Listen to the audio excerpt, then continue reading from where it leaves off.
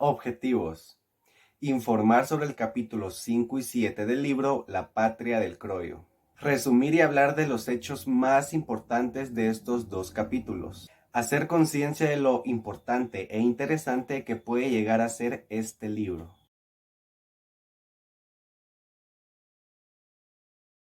En este capítulo se demuestra que los indios eran trabajadores más resistentes que los españoles.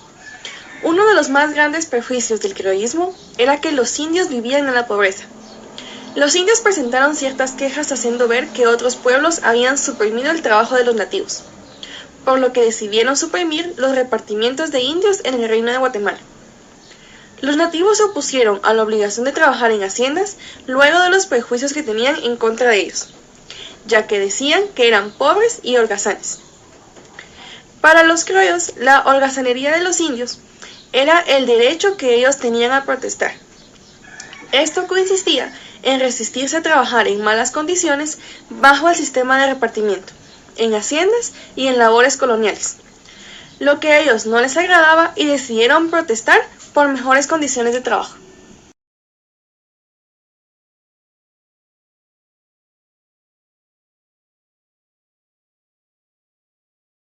En el capítulo 5 habla sobre los prejuicios y la desconfianza de los indios. Según los criollos, unos ejemplos muy claros sobre los prejuicios hacia ellos era la riqueza en la miseria, haraganería y la índole viciosa, y también se considera que son muy desconfiados y maliciosos. Pero realmente los indios preferían morir en la horca antes de revelar sus secretos sobre sus tierras. En el capítulo número 6 habla sobre la defensa del indio y sus motivaciones de clase. En este capítulo los criollos se iban a arrepentir de darle la libertad a los indios. Los criollos les favorecía la reproducción de los indios y por eso aceptaban los casamientos a corta edad para que no se perdiera el linaje y tener personas para trabajar en las tierras. Lo más importante del capítulo 5. En este capítulo observamos cómo es que los indios eran honestos y trabajadores, pero esto se acaba cuando llaman a los indios pobres y holgazanes, por lo cual los indios se indignan y deciden resistirse al trabajo.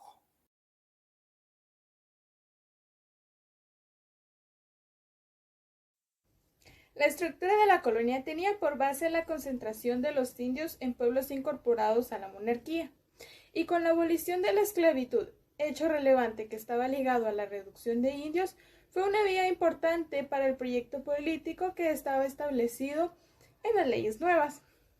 Sin embargo, fue un arduo trabajo poder dominar la resistencia de los conquistadores y los colonos esclavistas, ya que muchos de los factores convenían cambiaron, tal como el tributo de los indígenas tenía que proporcionarles a estos, ya que se redujo a la mitad. El propósito de transformar a los indios en vasallos libres fracasó en todas las colonias. La totalidad del fracaso y la uniformidad de las relaciones económicas que fueron surgiendo en todas partes de la sustitución del salario libre insinúan desde luego la presencia de una ley objetiva. El régimen de servidumbre nació exactamente bajo las mismas formas y hasta con el mismo nombre en el Perú, en la Nueva España y en Guatemala. El célebre tratado de Fray Miguel Agia, Tres pareceres graves de derecho, impresa en 1603, no tenía otra finalidad que aclarar definitivamente la ilegalidad del servicio personal de los indios.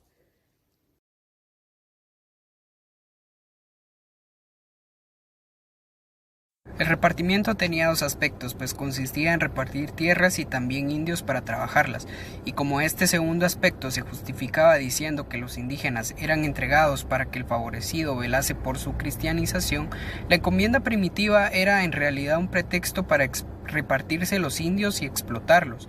La encomienda primitiva, a manera de disimular bajo el pretexto que se entregaban a los indios para cristianizarlos, el hecho de que se los repartía para explotarlos hasta la aniquilación y la esclavitud que se escondía tras el repartimiento y la encomienda primitiva no estaba legalmente autorizada.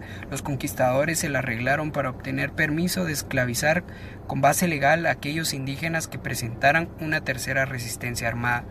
Este hábil truco se complementó con el célebre requerimiento de Palacio Rubios, que debía leerse a los indios para llamarlos a aceptar pacíficamente la soberanía del monarca español.